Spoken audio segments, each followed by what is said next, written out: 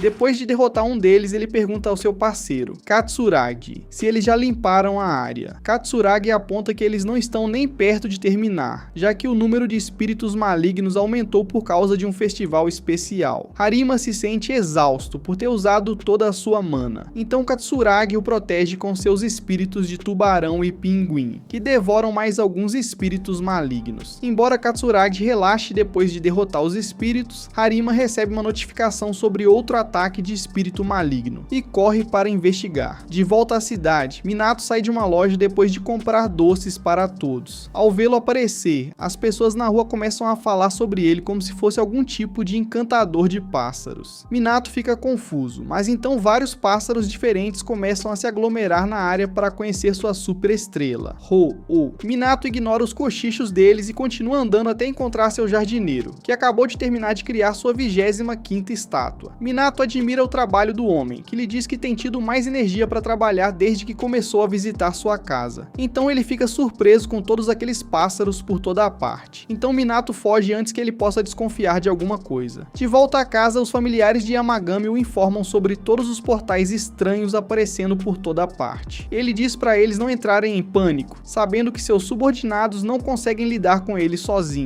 Então Yamagami toma a iniciativa e salta para o céu para ajudá-los a lidar com todos os domínios descontrolados. Ali perto, enquanto Minato se aproxima de casa, ele percebe que todos os pássaros foram embora. De repente, Fujin e Raijin aparecem e dizem para ele voltar para casa o mais rápido possível. Minato se pergunta o motivo. Então eles explicam que os espíritos malignos têm ficado fora de controle ultimamente. Eles também revelam que muitos reinos divinos abandonados começaram a aparecer aleatoriamente, representando um sério perigo para os humanos. Enquanto eles falam, um domínio aparece no céu acima deles. Então Raijin o fulmina até fazê-lo desaparecer. Fujin explica que os reinos divinos podem aparecer em qualquer lugar, seja no céu, no chão ou na água. Eles também alertam Minato para tomar ainda mais cuidado perto dos domínios. Minato se pergunta por quê, então eles apontam que ele já é muito próximo de criaturas míticas como eles. Então os domínios perigosos são mais atraídos por ele. Como Minato vive em um domínio divino e já aproveitou a fonte termal de Yamagami, ele não conseguirá se libertar se for sugado para dentro de um domínio descontrolado. Antes de Minato ir embora, os espíritos também o informam que Yamagami está agindo pessoalmente para destruir os reinos divinos abandonados. Do lado de fora, enquanto Yamagami rastreia os domínios divinos, ele percebe que existem muitos demais para lidar sozinho. Para cuidar de todos eles, ele se separa de seus familiares para cobrir uma área maior. De volta à cidade, Minato encontra um santuário abandonado. Uma voz desconhecida manda ele parar, mas Minato pensa que foi Ho-Oh. Como Ho-Oh diz que não falou nada, Minato ignora o aviso e se aproxima do santuário. De repente, um portal se abre bem na frente dele e começa a sugá-lo para dentro. Minato não consegue resistir à força da sucção, mas Ho-Oh salta para protegê-lo. De repente, ele se transforma de uma galinha vermelha em uma fênix majestosa e solta um grito estridente em direção ao portal. Infelizmente, Ho-Oh é fraco demais para sustentar sua transformação, então ele volta a ser uma galinha e é sugado para dentro do portal junto com Minato. Ao mesmo tempo, Yamagami percebe que a presença de Minato desapareceu. Alguns minutos depois, Minato acorda em um novo reino, mas percebe que a energia daquele reino estrangeiro está fazendo ele passar mal. Ele começa a procurar a saída, mas encontra várias caixas de madeira pelo caminho. Minato se lembra de um conselho de Yamagami, dizendo que um domínio divino reflete a psique de seu criador. Então, se o domínio começa a exibir seus sinais especiais, isso significa que seu criador está se sentindo confortável. Enquanto continua pelo caminho, ele encontra uma pequena fenda. Minato entra na fenda, e a atmosfera muda de pacífica para assustadora. Nas profundezas da caverna escura, Minato encontra uma mulher dormindo com dor, e percebe que ela deve ser a criadora do domínio. De repente, a mulher se levanta e começa a reclamar do ar abafado lá dentro. Apesar de saber que precisa arejar a própria casa, ela sente preguiça demais para se levantar e realmente limpá-la. Minato pergunta à mulher se ela é a criadora, e ela faz que sim com a cabeça. Ela se pergunta por que Minato está visitando-a com uma criatura tão poderosa. A mulher diz a ele que não o invocou, então Minato explica que acabou sendo sugado aleatoriamente para dentro do domínio dela. A mulher também diz que não abriu a entrada para seu domínio, então Minato informa que vários domínios divinos abandonados têm se aberto em seu mundo. No entanto, a mulher claramente está vivendo em sua casa, então ela se pergunta como ele a encontrou. Então ela se pergunta se o poder em seu selo enfraqueceu, e Minato explica que o santuário dela estava completamente decrépito. Ao ouvir isso, a mulher suspira de tristeza, então ela sente os poderes de Minato e se pergunta se ele consegue usar os poderes de vento de Fujin. Minato fica surpreso por ela conseguir perceber isso, enquanto a mulher fica impressionada que alguém tão reservado quanto Fujin tenha realmente dado seu poder a um humano. Ela sorri e pergunta a Minato se ele pode usar seus poderes de vento para ventilar sua caverna. Minato fica confuso, então ela sugere soprar liberar um pouco de vento lá dentro para arejá-la. Ele concorda em ajudar, mas se pergunta quando foi a última vez que ela a ventilou. Depois de pensar um pouco, a mulher diz a ele que arejou sua caverna pela última vez há mais de 1000 anos. Minato fica chocado com essa deusa reclusa de porão divino, mas evita fazer qualquer comentário. Então a mulher se deita de novo depois de dizer a ele para cuidar de tudo. Minato pergunta se ela vai deixá-lo sair assim que ele limpar o lugar, e a mulher concorda. No entanto, ela se sente ofendida por ele ter perguntado isso e se pergunta se ele a considera algum tipo de pessoa pouco séria. Minato aponta o estado terrível da caverna dela, então a mulher aponta um dedo e abre um portal ali perto. Ela diz a ele para jogar qualquer caixa de madeira velha pelo portal, então Minato concorda e levanta as caixas. Em seguida, ele começa a soprar todas elas para dentro do portal. Observando-o trabalhar, a mulher fica impressionada com as habilidades de Minato. Fora do domínio, os 3 furões de Yamagami continuam derrubando mais domínios divinos. Depois que eles eliminam mais alguns, Yamagami aparece e pede uma atualização. Os furões explicam que eliminaram todos os domínios divinos da área, então Yamagami diz que está na hora de salvar Minato. Eles se perguntam o que aconteceu com ele e descobrem que Minato ficou preso em um domínio aleatório. Ao se lembrarem do grito de Ho-Oh mais cedo, os furões concluem que Minato deve ter sido sequestrado. De repente, mais domínios divinos aparecem novamente no céu. Fujin e Raijin surgem como reforços. Então Yamagami ordena que seus familiares vão ajudar Minato. Depois que eles partem, Yamagami ruge com uma explosão de poder, que destrói os novos domínios. Impressionados com seu poder, os 2 espíritos elogiam Yamagami. Eles se perguntam se ele consegue fazer sua montanha entrar em erupção no auge de sua força. Mas ele os lembra que a última erupção foi há mais de 1500 anos. De volta ao domínio divino, Minato termina de limpar a caverna da deusa preguiçosa. Quando acaba, ele pede para ela verificar se o cômodo ficou bom. Quando a deusa abre os olhos, fica surpresa ao ver tudo limpo. No entanto, ela ainda acha que o ar está um pouco abafado. Para resolver isso, Minato tira algumas folhas do bolso. A deusa se pergunta o que são, então ele explica que elas vêm da árvore sagrada de seu jardim. Então Minato faz as folhas voarem pelo ar, e elas imediatamente limpam todo o miasma sombrio dali. Ao ver isso, a deusa fica impressionada com suas habilidades mais uma vez. Minato explica que as folhas de Kusunoki carregam grande poder, por isso as leva consigo para todos os lugares. Por fim, a deusa se levanta e agradece Minato mais uma vez pelo trabalho bem feito. Ela pergunta se ele pode lhe dar mais algumas folhas de Kusunoki, então Minato lhe entrega uma. A deusa pega a folha, aprecia sua fragrância e oferece conceder a Minato seu próprio poder como agradecimento. Ela aponta para a cabeça dele, transferindo um poder estranho para dentro do corpo de Minato. Ele se pergunta o que ela fez, então a deusa explica que lhe deu um poder de selamento. Minato pergunta o que ele pode selar agora, então ela explica que ele pode selar todos os tipos de coisas invisíveis. Ela revela que ele pode até selar emoções, arrependimentos e outros poderes sobrenaturais em qualquer coisa que quiser. Finalmente, Minato percebe por que ela tinha tantas caixas em seu domínio. A deusa confirma com a cabeça, explicando que todas as caixas que ela tinha continham sonhos não realizados, arrependimentos, poderes e outros fardos das pessoas. Então ela diz a ele que não precisa selar coisas em caixas. Ela diz a Minato que ele pode usar qualquer coisa que quiser, antes de dizer que é totalmente opcional para ele usar seus poderes. Ela o avisa que, a menos que ele treine para usar seu poder por vontade própria, ele só será ativado sob as condições certas. Depois de explicar isso, ela se deita novamente para dormir. Minato entra em pânico e lembra a ela que ainda não lhe mostrou a saída do domínio. No entanto, a deusa já apagou completamente. Minato pensa em acordá-la, mas prefere morrer por educação a atrapalhar seu sono. Felizmente, os furões abrem um portal dentro do domínio, então Minato sai com eles. Do lado de fora, ele agradece por terem salvado sua vida. Os furões pedem desculpas por terem demorado tanto, explicando que estavam lidando com todos os outros domínios divinos aparecendo pela cidade. Minato diz a eles que recebeu um poder de selamento da pessoa dentro do domínio. Ao ouvir a menção de selamento, os furões percebem que a dona daquele domínio é a Materazu. Minato fica chocado, já que a Materazu é uma divindade muito famosa, mas pessoalmente ela parece completamente diferente. Então Minato se pergunta como os furões encontraram sua localização. Eles explicam que rastrearam o grito de Ho-Oh, então Minato faz uma anotação mental para agradecer seu amigo emplumado. No entanto, os furões dizem que ele também deveria agradecer aos espíritos do vento. vento. Minato se pergunta por quê. Então eles explicam que os espíritos do vento os ajudaram a encontrar o domínio de Amaterasu. Eles também perguntam se Minato ouviu alguma voz antes de ser sugado. Então ele percebe que eram os espíritos do vento, o avisando sobre o perigo. Em seguida, os furões pedem que ele se concentre para tentar ouvir os espíritos do vento ao redor deles. Minato fecha os olhos e se concentra bastante, e logo ouve pequenas vozes alegres falando com ele. Agora que consegue ouvir os espíritos do vento, ele agradece a todos por salvarem sua vida. Enquanto isso, em outro lugar, Harima espera do lado de fora de um estabelecimento abandonado. Katsuragi o alcança bem a tempo de ver alguns outros exorcistas passarem. Os outros exorcistas explicam que já purificaram todos os espíritos malignos no local. No entanto, os exorcistas perguntam por que ele está na região deles, já que existe uma regra não dita entre os exorcistas oficiais de permanecer dentro de sua própria jurisdição. Depois de fazerem essa ameaça, os outros exorcistas vão embora. Então Katsuragi diz a Harima que eles são um grupo preguiçoso de exorcistas que cobram taxas absurdas apenas para lidar com casos normais. Ele espera que eles fiquem longe de problemas, enquanto Harima permanece em silêncio. De volta à casa de Minato, ele traz algumas guloseimas para todos os seus companheiros. No entanto, percebe que Yamagami está desaparecido. Depois de procurar ao redor, Minato percebe que Yamagami encolheu de volta para seu tamanho chibi. Yamagami explica que usou poder demais derrotando os domínios, então Minato diz para ele comer logo e recuperar suas forças. Observando o pequeno lobo comer, Minato pensa que ele parece muito fofo, mas Yamagami o avisa de brincadeira para não brincar com ele. Alguns dias depois, Minato está relaxando na casa, se perguntando quando Ho-Oh vai acordar. Desde que o passarinho usou todo o seu poder para resistir à atração do domínio abandonado, ele caiu em um sono profundo depois de perder todos os seus poderes. Yamagami tranquiliza Minato, dizendo que ele logo vai acordar, pois uma fênix como Ho-Oh é muito mais resistente do que ele consegue imaginar. Minato se sente aliviado e então pega uma caixa para praticar sua magia de selamento. Yamagami fica curioso sobre o que ele está fazendo. Então Minato explica que está tentando dominar os poderes de Amaterasu. Ele revela que quer selar seus poderes de exorcista em novos objetos, para ajudar Harima a lutar contra fantasmas mais fortes. Yamagami se interessa pelos experimentos de Minato, mas observa que todos os seus poderes estão vazando da caixa. Então ele diz a Minato que precisa ter uma imagem clara da coisa que está tentando selar, mas Minato acaba rindo dele. Mas alguns dias se passam e Minato reclama com Yamagami que sua casa foi rejeitada por mais um cliente interessado. Ele enumera todos os pontos fortes da bela casa, se perguntando por que uma residência bem construída no interior tranquilo, com jardim, seria rejeitada no último momento por todos os compradores. Embora Yamagami saiba o motivo, ele permanece em silêncio diante de Minato. Então ele observa que é primavera, por isso usa seu poder mágico para plantar lindas cerejeiras por todo o jardim de Minato. Ao ver as belas árvores rosadas, Minato se pergunta como Yamagami consegue plantá-las instantaneamente. Yamagami explica que usa os olhos para lançar a magia de transformação, mas Minato se distrai com o fato de que isso também transformou Yamagami de volta ao seu tamanho minúsculo. Então ele pensa nas palavras de Yamagami, percebendo que uma pessoa deve lançar sua magia da maneira que for mais fácil para ela, assim como Yamagami acha mais fácil usar os olhos. Isso dá a Minato a ideia de selar seus poderes de exorcismo em suas anotações, como sempre fez. Enquanto ele trabalha em seu bloco de notas, os pássaros do lado de fora cantam uma canção adorável.